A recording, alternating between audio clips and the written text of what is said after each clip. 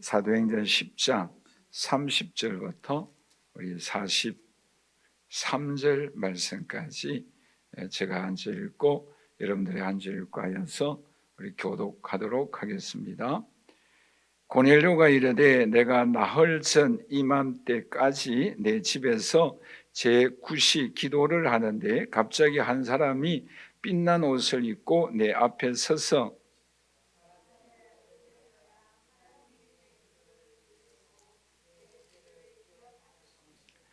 사람을 욥바에 보내어 베드로라 하는 시몬을 청하라. 그가 바닷가 무두장이 시몬의 집에 유숙하느니라 하시기로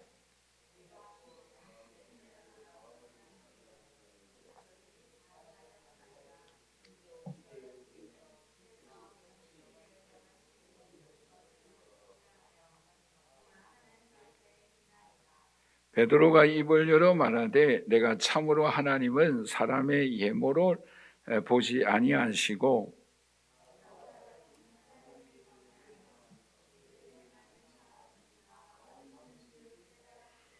만유의 주 대신 예수 그리스도로 말미암아 화평의 복음을 전하사 이스라엘 자손들에게 보내신 말씀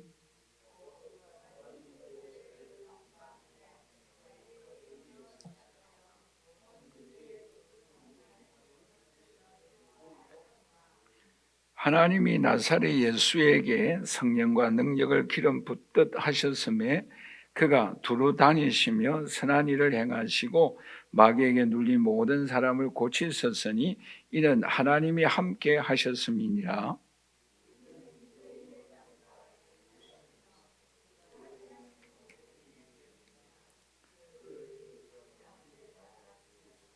하나님이 사흘 만에 다시 살리사 나타내시되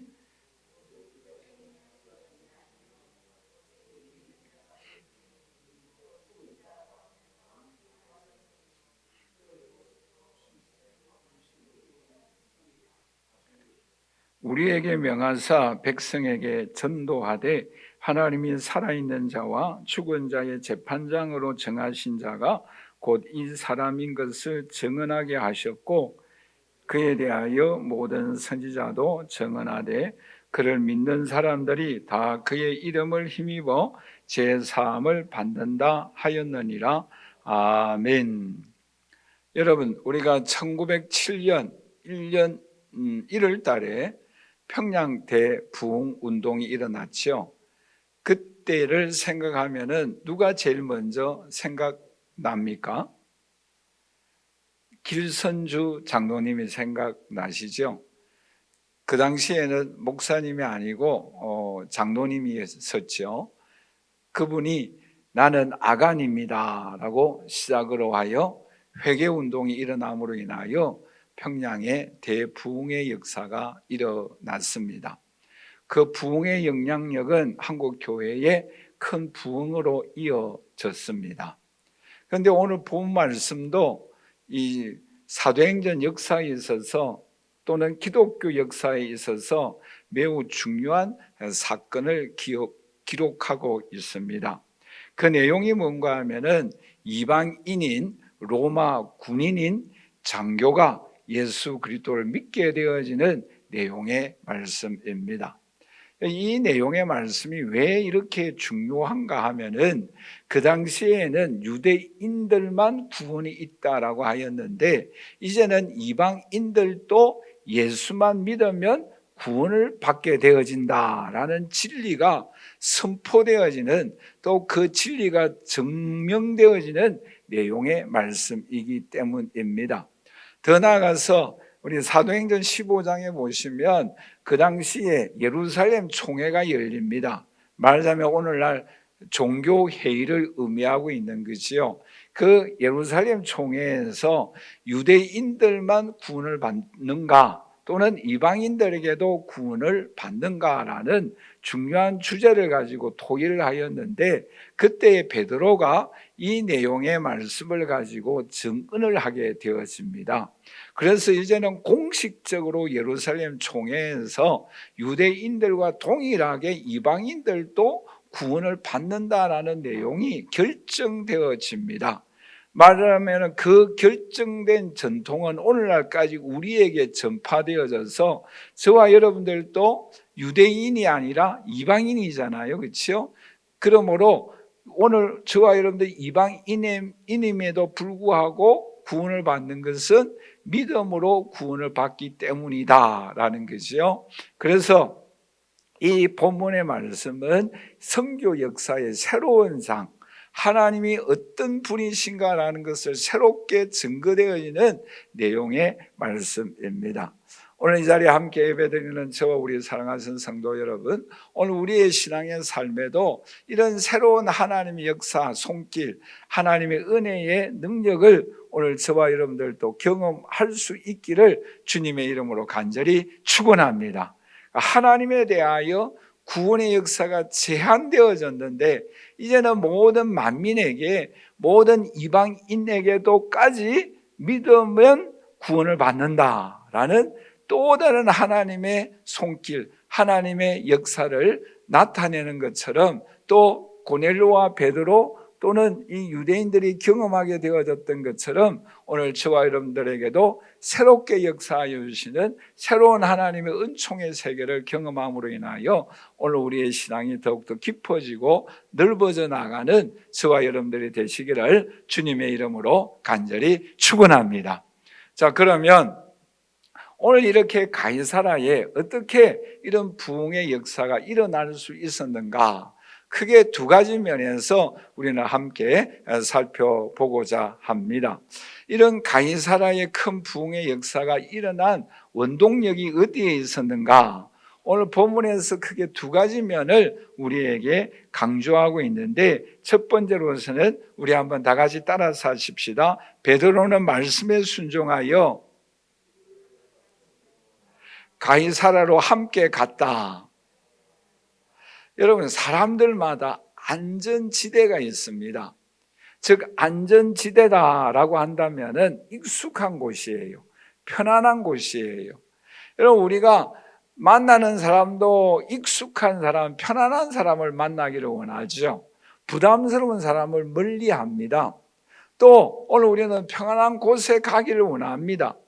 그런데 이 베드로에게는 고넬료라는 사람은 평안한 사람이에요? 불편한 사람입니까?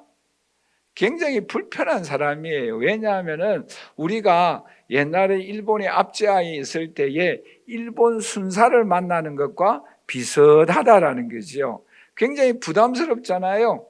우리도 어떤 때는 경찰서에 가면은 도움을 요청하고 도와주는 곳인데 좀 경찰서에 오라고 한다면 좀 부담스러운 곳 아니에요? 이와 같이 이 베드로도 고넬료를 만나는 이 자체가 굉장히 부담스러워요. 왜냐하면은 로마 군인이잖아요. 예수님을 죽인 사람들이지 않습니까? 굉장히 부담스러워요. 지금 노예 생활을 하고 있는 또 베드로예요. 그런 국민이지 않습니까? 그런데 이 고넬료는 장교이고 또 뭐예요? 로마 군인이에요. 그렇기 때문에 굉장히 부담스러운 사람이에요. 그럴 때에 하나님이 베드로에게 어떻게 말씀을 하시는가 하면은 오늘 본 말씀 19절과 오늘 본 말씀에 보시면 19절과 20절 말씀에 이렇게 말씀을 하고 있죠. 우리 한번 다 같이 읽어보도록 하겠습니다. 베드로가 그 환상에 대하여 생각할 때에 성령께서 그에게 말씀하시되 두 사람이 너를 찾으니 일어나 내려가 의심하지 말고 함께 가라. 내가 그들을 보내었다 라고 말씀을 하고 있습니다. 그러니까 한마디로 말씀드리면 이렇게 부담스러운 베드로에게 뭐예요? 고넬료를 만나라 라고 성령께서 지시하고 있다라는 거죠. 그럴 때에 이 베드로는 굉장히 부담스럽지만은 그러나 하나님의 말씀이기 때문에 어떻게 순종해 나가는가? 오늘 본 말씀 우리가 읽지는 않았습니다만은 21절과 23절에 이렇게 말씀을 하고 있습니다. 우리 한번 다 같이 읽어보도록 할까요? 베드로가 내려가 그 사람들을 보고 이르되 내가 곧 너희가 찾는 사람인데 너희가 무슨 일로 왔느냐? 그들이 대답하되 백부장 고넬료는 의인이요 하나님을 경외하는 사람이라 유대 온 족속이 칭찬하더니 그가 거룩한 천사의 지시를 받아 당신을 그 집으로 청하여 말을 들으려 하느니라 한데 베드로가 불려들여 유숙하게 하니라. 이튿날 일어나 그들과 함께 갈새 요바에서 온 어떤 형제들도 함께 가니라. 한마디로 말씀드리면 뭐예요? 굉장히 불편한 사람, 만나기 싫어하는 사람 고넬료에게 함께 가기 위하여 고넬료가 보낸 사람들과 함께 지금 동행을 하고 있다라고 말씀을 하고 있습니다. 더 나아가서 이제 고넬료 집에 도착하여서 고넬료를 만나서 하는 말이 뭔가 하면은 28절 29절인데 우리 한번 다 같이 읽도록 하겠습니다. 이르되 유대인으로서 이방인과 교제하며 가까이 하는 것이 율법인 줄은 너희도 알거니와 하나님께서 내게 지시하사 아무도 속되다 하거나 깨끗하지 않다 하지 말라 하시기로 부름을 사양하지 아니하고 왔노라. 묻노니 무슨 일로 나를 불렀느냐? 두 가지 여기서 우리가 주목하여야 할 단어가 있죠. 뭐입니까? 율법이다라는 거죠. 유대인들도 이방인을 만나면 안 돼요. 또 로마 법에도 로마 군인들이 이 유대인들을 만나면 핍박을 가하여집니다. 만날 수가 없어요. 그러니까 율법이다라는 거죠. 그런데 율법인 줄 알면서도 왔다라는 거죠. 왜? 성령께서 가라고 하시니까. 그러므로 왜 나를 불렀느냐? 왜 나를 오게 하였는가? 그 이유가 뭔가? 라고 질문하고 있다라는 것이요. 그런데 여기서 중요한 교훈을 하고 있습니다. 베드로가 이렇게 율법인 줄 알고 또 불편한 사람인 줄 알고 갔지만 만났을 때에 어떤 은혜를 베풀어 주시는가? 여러분 오늘 본 말씀 우리가 읽었습니다마는 34절과 35절에 이렇게 말씀을 하고 있죠. 우리 한번 다 같이 읽어보도록 하겠습니다.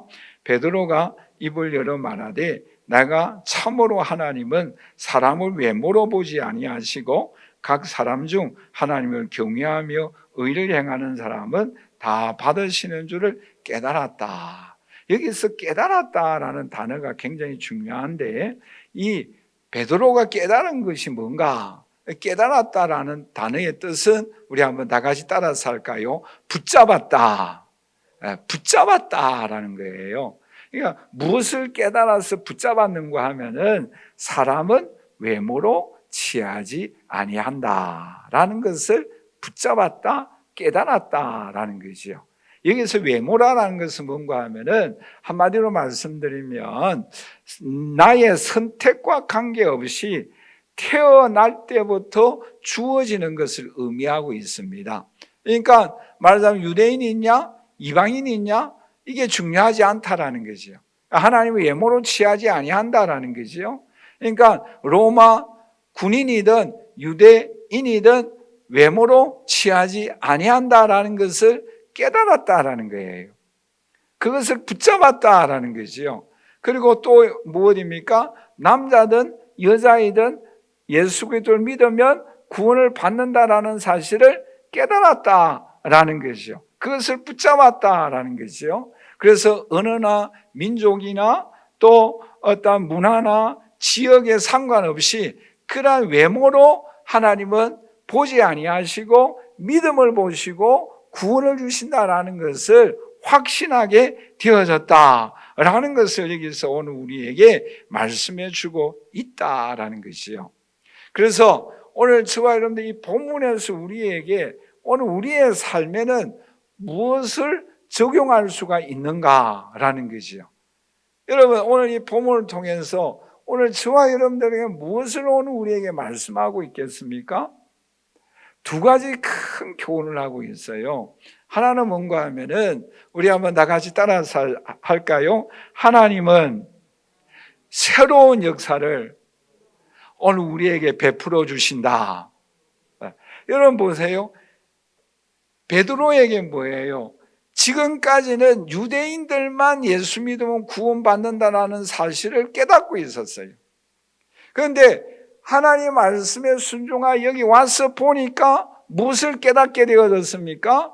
무엇을 붙잡게 되어졌습니까? 하나님은 외모로 사람을 취하지 아니한다라는 것이요.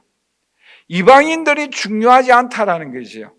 유대인들이 중요하지 않다라는 것이요. 황인종, 백인종, 또 흑인종이 중요하지 않다라는 것이요. 중요한 것은 뭐입니까? 예수 그리스도를 믿는가? 믿지 아니하는가? 이것이 중요하다라는 것이요. 새로운 하나님의 손길을 깨달았다라는 것입니다. 여러분, 믿음의 조상 아브라함을 한번 생각해 보십시다. 아브라함은 하나님의 부르심을 받아서 친척과 본토와 아버지를 떠나라라고 창세기 12장에 말씀을 하고 있습니다. 그럴 때 믿음의 조상이 되어질 수 있도록 은혜를 주시겠다라고 약속하셨어요. 그런데 자식이 없어요. 하늘의 별과 같은 바닷가의 모래와 같은 후손이 도저히 그로 통하여 나타날 수가 없어요. 그럴 때 하나님이 나타나셔서 하늘의 별과 같은 바다의 모래 같은 그런 후손을 주시겠다라고 약속을 하셨어요. 그러나 그 자녀가 없어요. 누구를 통해서 주시겠다라는 것입니까? 그럴 때 하나님은 어떻게 역사하십니까? 100세 때에 자녀를 낳을 수 없는 상황 속에서 전지전능하신 하나님의 손길로 인하여 자녀를 이삭을 낳게 되어집니다. 그 전지전능하신 하나님을 만나게 되어져요. 그런데 더 나아가서 그 이삭이 자라고 난 이후에 하나님이 이삭을 하나님께 바치라라고 말씀하십니다. 하나님께 그 이삭을 바치게 되잖아요. 그럴 때에 어떤 하나님을 만나게 되어집니까? 여호와 이레의 하나님을 만나게 되어집니다. 여러분 보세요. 이삭 출생하기 전에는 출생하도록 역사하시는 전지전능하신 하나님을 만나게 되어졌어요. 그리고 이삭이 태어나서 그 이삭을 드렸을 때에 여호와 이레의 하나님을 만나게 되어집니다. 오늘 이 자리에 함께 예배드리는 저와 우리 사랑하신 성도 여러분, 오늘 저와 여러분들은 어떤 하나님을 지금 만나고 계십니까? 하나님은 오늘 저와 여러분들에게 이 베드로에게 새로운 하나님, 유대인의 하나님만이 아니라 이방인들의 하나님도 되신다라는 새로운 하나님을 만났던 것처럼, 또 아브라함이 전지전능하신 하나님을 만나고 더 나아가서 이삭을 드렸을 때에 여호와 이레의 하나님을 만났던 것처럼 오늘 저와 여러분들도 지금까지 우리의 삶 속에 역사하였던 그 하나님을 만날 뿐만 아니라 오늘 이후부터 새롭게 역사하여 주시는 하나님을 만날 수 있기를 주님의 이름으로 간절히 축원합니다. 우리는 한 부분만을 알고 그런 하나님만을 섬기는 게 아니다라는 것이요. 마치 장님이 코끼리를 만질 때에 다리를 만지면 뭐예요? 길다랗다. 그리고 길을 만지면 뭐예요? 넓다, 넓적하다. 이렇게 표현하는 것처럼 한 부분의 하나님이 아니시다라는 것이죠.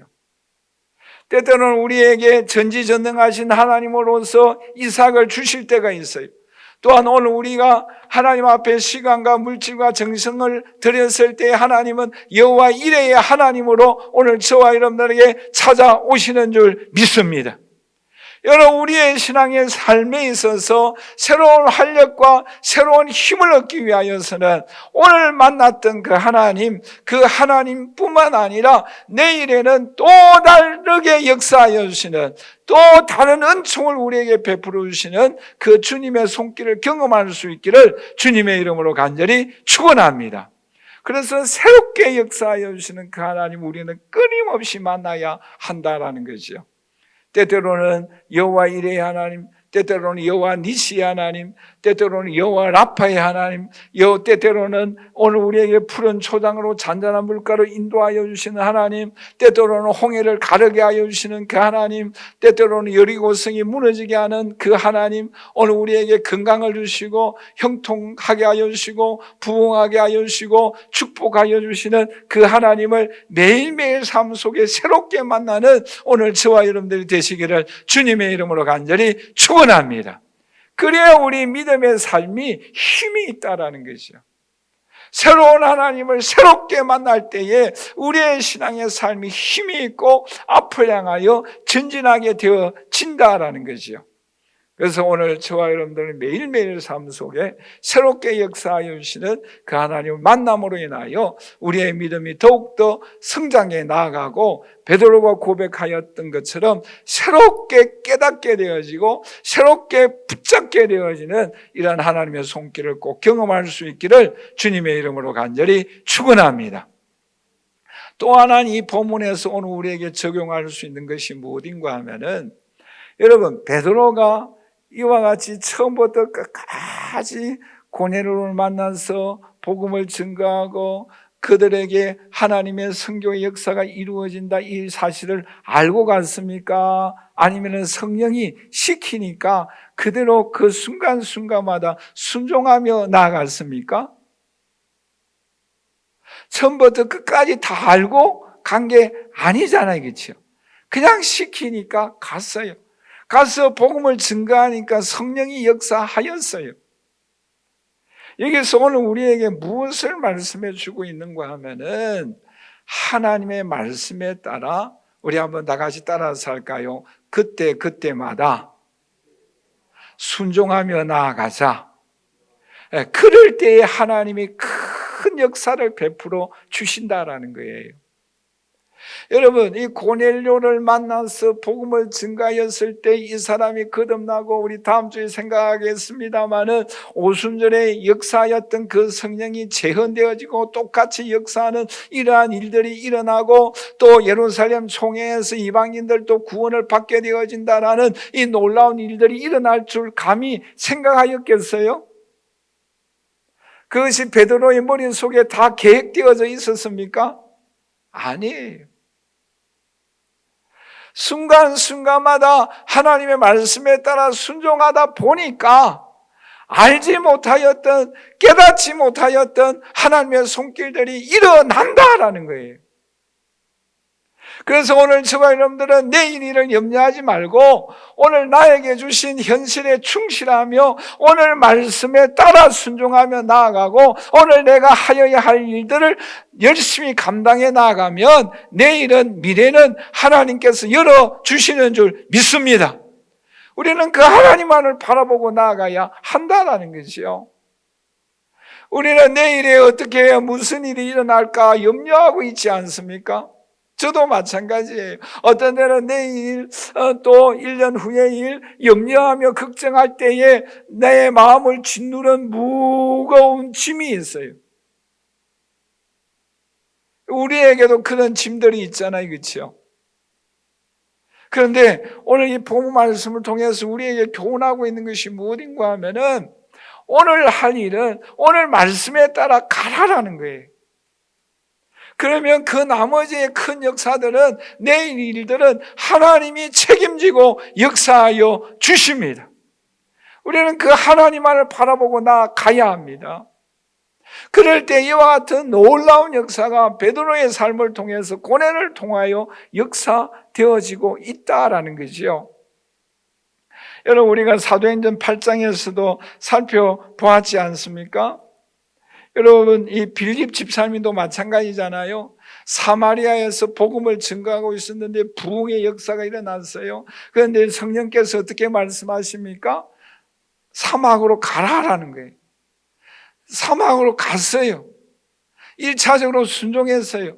왜 사막으로 가라라고 하는지 이유를 몰랐어요. 사막으로 가서 어떤 일이 일어날지 몰랐어요. 그런데 사막으로 가서 보니까, 우리 사도행전 8장 27절 우리 같이 한번 읽어보도록 하겠습니다.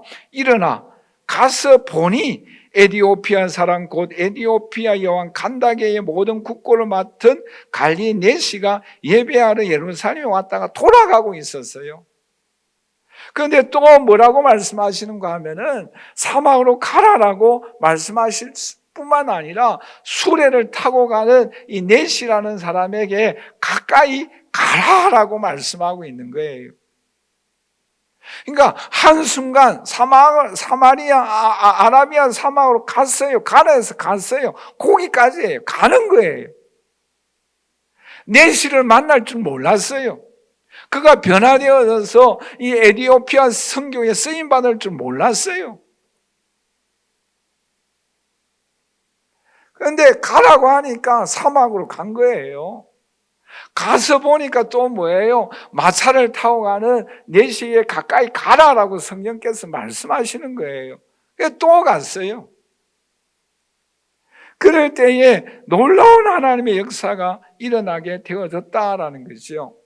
그래서 오늘 이 자리에 함께 예배드리는 저 우리 살아계신 성도 여러분, 한순간순간마다 오늘 해야 할 일, 말씀에 따라 순종하며 나아갈 때에 하나님은 내일의 큰 역사를 오늘 저와 여러분들 베풀어 주시고 새롭게 역사하시는 하나님의 손길을 경험하고 우리의 신앙에 성장하며 성숙해 나아가는 저와 여러분들이 되시기를 주님의 이름으로 간절히 축원합니다.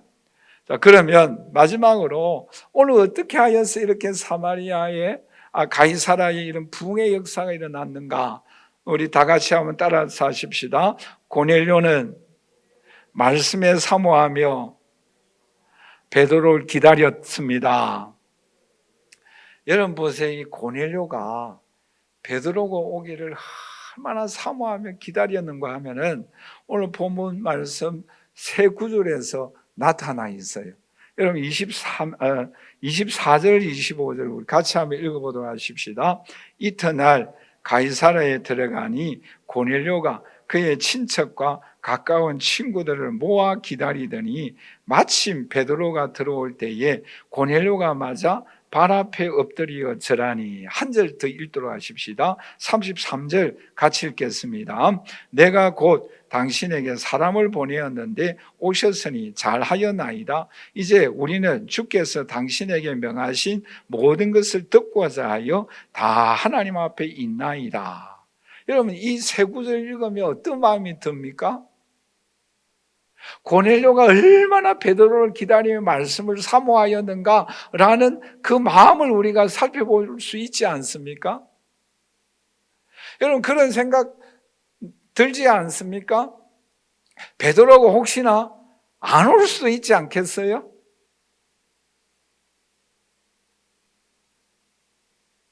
그런데 여러분 오늘 이 고넬료 어떻게 기다리는가 하면은 저는 이 고넬료가 자기 친척과 가까운 친구들을 다 모아 기다렸다라고 말씀하고 있어요. 여러분 만약에 제가 좀 의심이 많아서 그런지 모르겠습니다만은 만약에 베드로가 안 온다고 한다면 친척들과 뭐예요? 친구들에게 대망신이잖아요.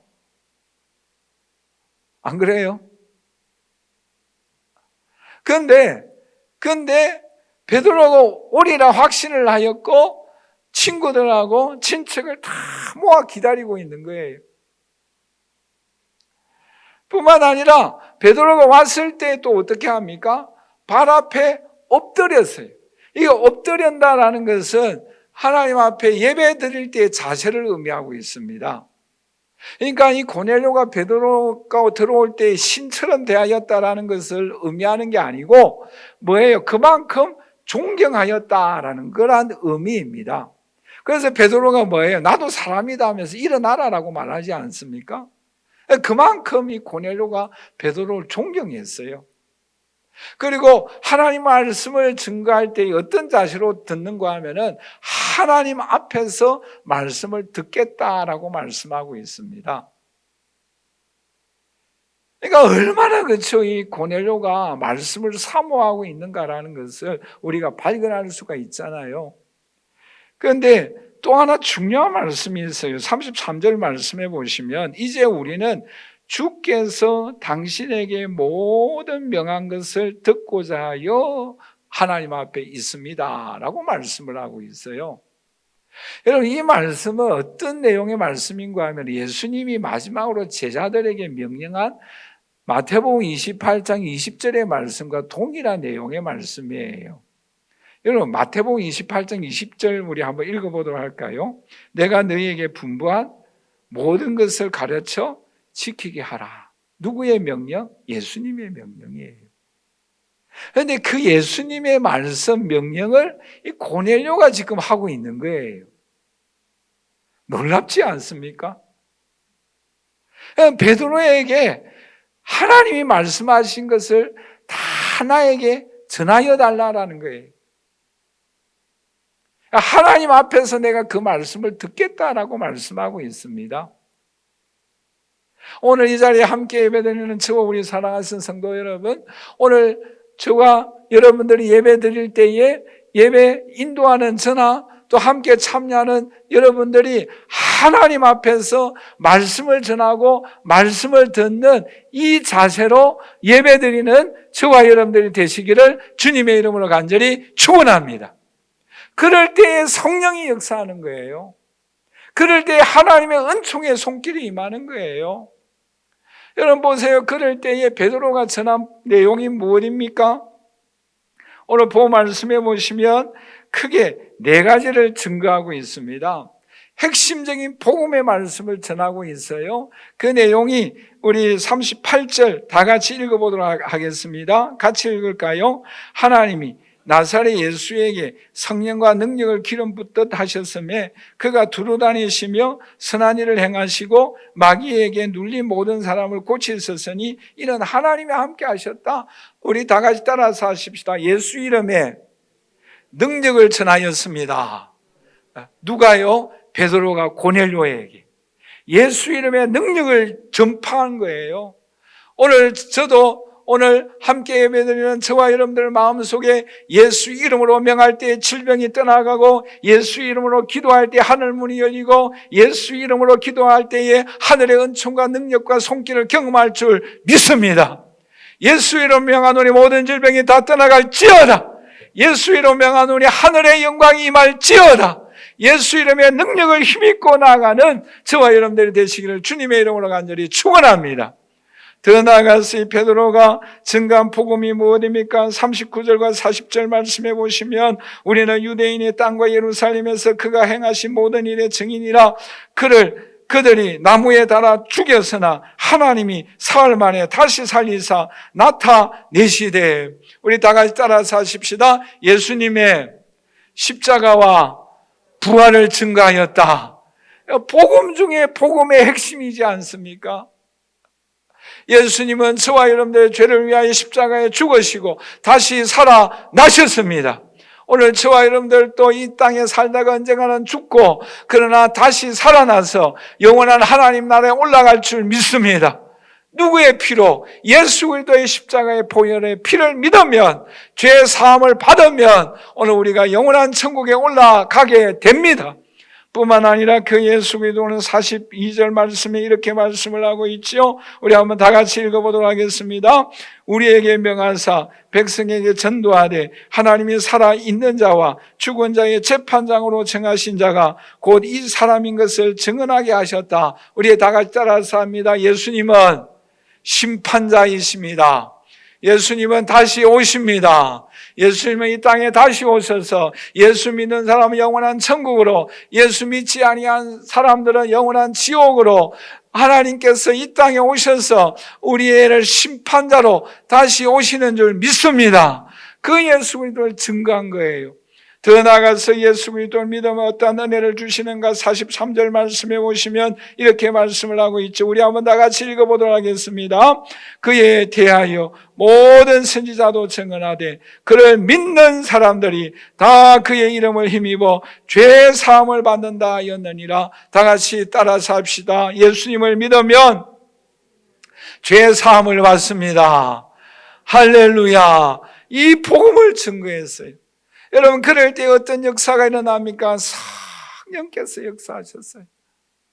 이 부분에 대해서는 다음 주에 자세히 말씀을 드리겠습니다만은 오순절 성령 다락방의 역사였던 그 성령의 역사가 이방인에게 가이사라의 그 성령의 역사가 재현되어졌어요. 그래서 이 베드로도 함께 온 사람들도 어떻게 반응하는가 하면 45절에 우리 한번 다 같이 읽어보도록 하겠습니다. 베드로와 함께 온 할례 받은 신자들이 이방인들에게도 성령 부어주심으로 말미암아 놀랬어요. 이 놀란다라는 이 헬라 단어가 뭔가 하면은 엑세스테산이라는 단어예요. 우리 한번 다 같이 따라서 하십시다. 엑세스 태산. 이거는 뭐예요? 깜짝 놀라는 거예요. 누가요? 유대인들이. 왜요? 자기들에게 오순절 마가다락방에 임한 성령이 이 이방인들에게 임하니까 재현되어지니까 너무 놀라운 거예요. 그래서 이 베드로가 너무너무 놀랐어요. 그리고 함께 온 사람들도 너무너무 놀란 거예요. 이 놀란다라는 내용의 말씀이 어떤 표현인가 하면 한 군데 성경만 우리 한번 다 같이 찾아본다고 한다면 이방인 사람이 예수 그리스도를 믿음으로 인하여 이 이방인들에게도 성령이 임하였을 이 놀라운 모습은 또 어디에 나오는가 하면은 마가복음 5장 42절인데 우리 한번 다 같이 읽어보도록 할까요? 소녀가 곧 일어나서 걸으니 나이가 12살이라 사람들이 곧 크게 놀라거든. 이 놀란다 엑세스테산이라는 단어예요. 이 단어와 동일합니다. 어디에 사용했습니까? 해당장 야이로의 딸이 죽었다가 예수 그리스도로 인하여 살아났을 때에 주위에 있는 사람들이 죽은 사람들이 살아나니까 놀랍지 않습니까? 그 놀란다는 단어가 동일하게 본문에 기록되어져 있어요. 여러분 별로 놀라는 눈치가 아닌데 여러분 보세요. 죽었다가 다시 살아난 야이로의 딸 12살 소녀가 살아났을 때 주위에 있는 사람들이 죽었다가 다시 살아나니까 얼마나 놀라운 사실입니까? 그렇죠? 그렇잖아요. 그런데 그 놀란다는 그 단어가 지금 이방인들에게도 오순절 다락방에 임하였던 성령이 임하였을 때에 이 유대인들이 깜짝 놀라는 거예요. 여러분 앞에서도 말씀드렸던 것처럼 유대인들만 구원받는다는 이 전통이 몇 년 동안 계속되어졌습니까? 1500년 동안 계속되어졌어요. 그러니 1500년 동안 계속되어진 전통이 깨어지는 순간이니까 얼마나 놀랐겠어요. 그래서 그들이 세례를 받아요. 방언을 합니다. 성령 충만한 역사가 임합니다. 오늘 이 자리에 함께 예배드리는 저 우리 사랑하는 성도 여러분, 오늘 저와 여러분들이 하나님 앞에서 예배드림으로 인하여 하나님 앞에서 말씀을 전하고 하나님 앞에서 말씀을 듣고 찬양하고 기도함으로 인하여 깜짝 놀라운 성령의 역사와 하나님의 역사와 성령 충만한 역사가 임하여서 하나님 앞에 크게 영광 돌리는 저와 여러분들이 되시기를 주님의 이름으로 간절히 축원합니다. 결론적으로 말씀을 맺겠습니다. 여러분, 가이사라의 부흥운동은 어떻게 일어났습니까? 하나님 말씀에 순종하며 나아갔어요. 베드로가 도저히 만날 수 없는 사람이지만 하나님의 말씀이기 때문에 그 말씀에 순종하여 나아감으로 인하여 새로운 하나님을 만났어요. 새롭게 역사하시는 하나님의 은총의 세계를 경험하였습니다. 뿐만 아니라 고넬료는 하나님 앞에서 말씀을 간절히 사모하였어요. 십자가의 부활의 은총을 증거하였어요. 예수 그리스도 복음을 증거했어요. 그럴 때 깜짝 놀라운 역사가 일어났습니다. 성령의 역사가 일어났습니다. 방언의 역사가 일어났어요. 세례를 받았어요. 예수 그리스도를 구주로 고백합니다. 오늘 저와 여러분들에게도 하나님 앞에 예배드림으로 인하여, 하나님 앞에서 말씀을 사모하며 예배드림으로 인하여 이런 깜짝 놀라운 역사가 이 시간 저와 여러분들에게 나타나서 하나님 앞에 영광을 올려드리는 오늘 저와 여러분들이 되시기를 주님의 이름으로 간절히 축원합니다. 축원합니다.